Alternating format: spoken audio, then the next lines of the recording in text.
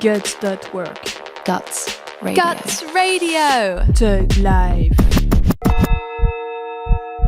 Voices from the inside out. Portrait of people who make us vibrate, reconnect, shift and play. For this very first episode, I sat down with Melanie, bodyworker, midwife, yoga teacher. She just opened Harmonie Studio, a wellness coaching and therapy space in Prenzlauer Berg, Berlin. Melanie, how did you first get into massage? I started as a midwife and actually a kung fu teacher, and also I was teaching yoga. So the yoga classes I went to, I liked. At the end, we had some teachers who actually touched the neck during shavasana, and I really liked that. And I thought, this I want to do as well, and I need to learn how to touch people professionally. I think we cannot not use energy when we meet people.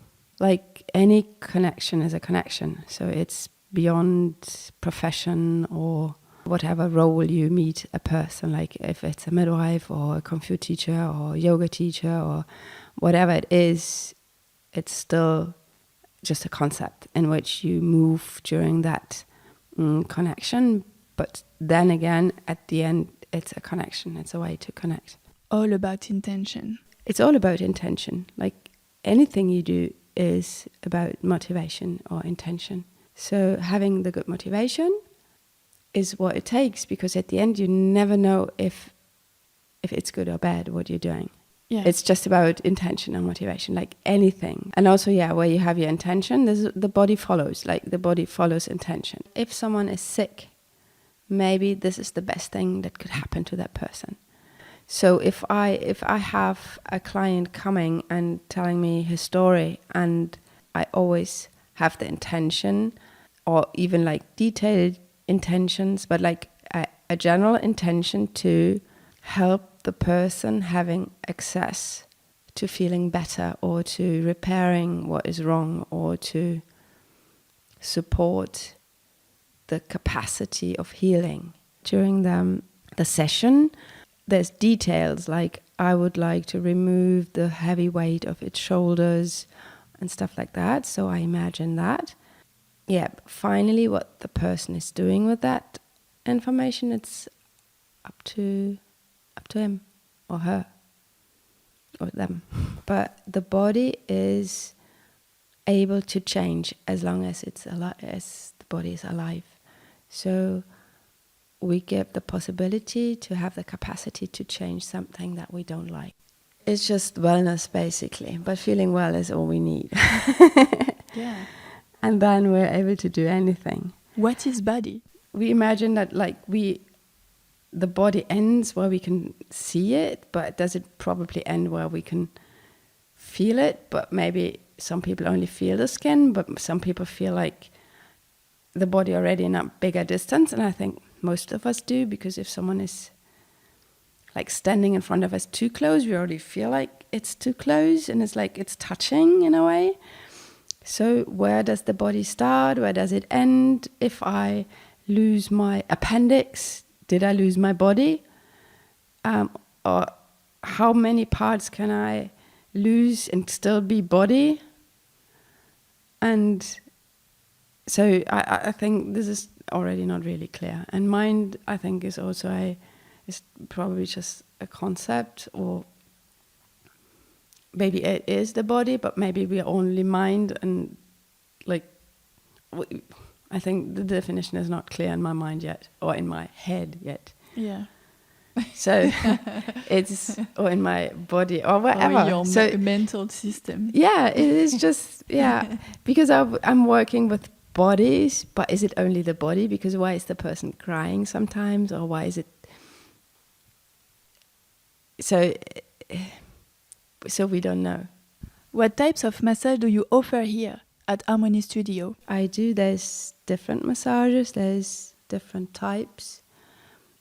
I learned Lumi massage, which I really like, and Ayurvedic massage, and practically I like to have the oil on the table, because then I can massage people in a 3D way, up, down, underneath the body and on top of the body, and I can really hold the person.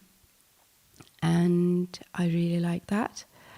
But then again, I have a different structure, which is not in the Lumi. And so it's kind of a mixture of the stuff I learned and also adapted to the actual person. And always new and never the same, not twice the same massage.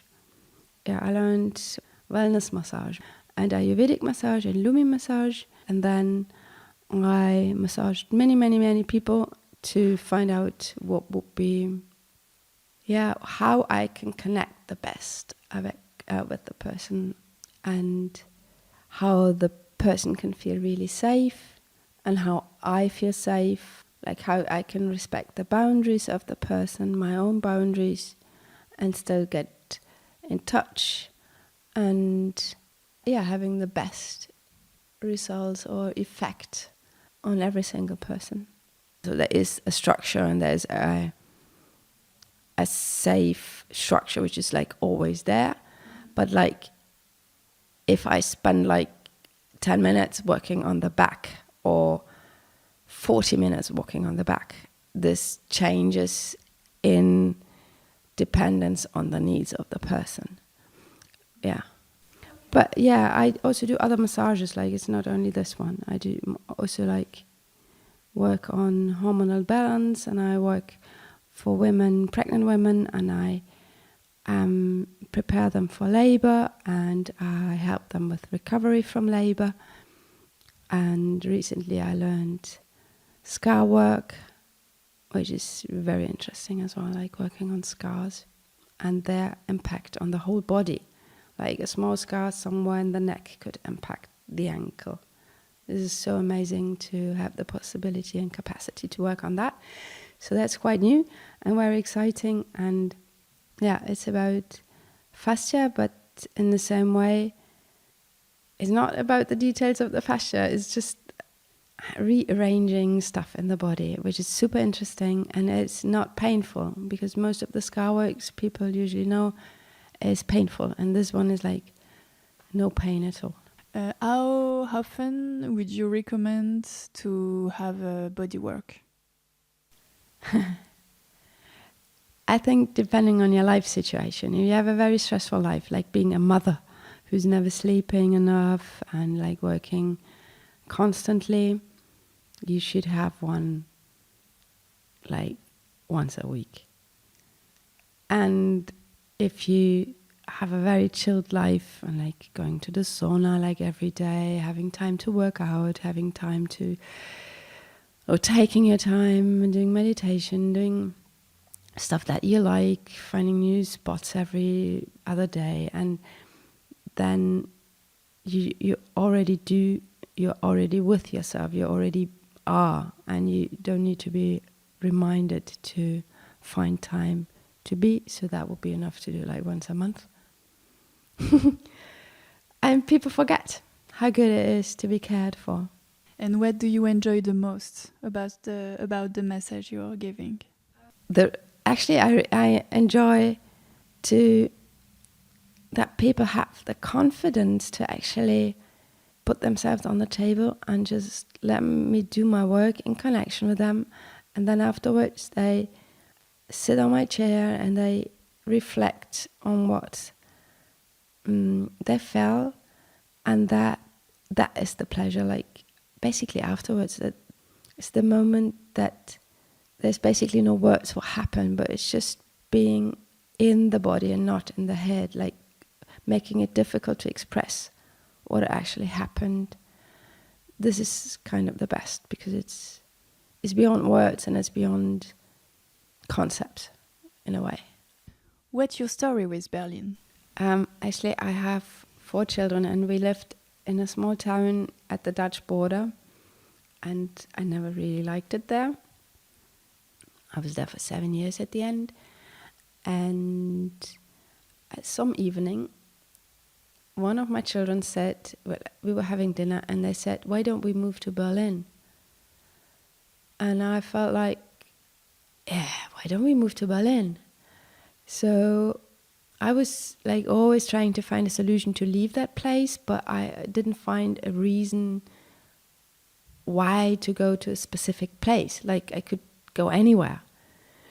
And then they came up with the idea to go to Berlin, and we've been like in Berlin for some days for some reasons.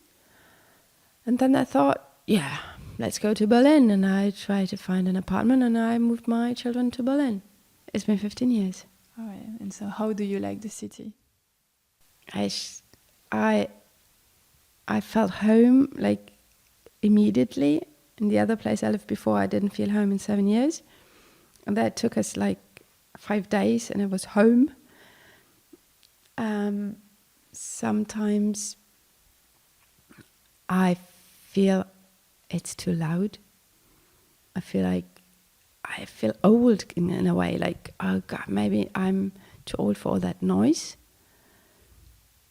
Because it didn't bother me like 10 years ago or like even 2 years ago, but now it starts bothering me in the noise. But anything else I like about it, Berlin. It's fine, it's my place to be. And what do you like to do in Berlin? I love my bike, and I think cycling in Berlin is good. This is kind of so calming me down, making me happy, and it's endless. So you can cycle for 2 hours and you're still in Berlin, and then you still have to go home, and so you can spend the day, and there's always new stuff to find. Like what? What's the last things you found out about? Recently I went from Prenzlauer Berg to Schöneberg, which was completely new, to go to that direction after work. And I found that was really nice. I've been to Gleisdreieckpark, and I found people doing capoeira under a bridge. And they were making the music, and I went there, and I had a super nice evening doing capoeira under a bridge in Gleisdreieckpark. And that's Berlin. You can like always find something good, and you can always join in, and they were very welcoming.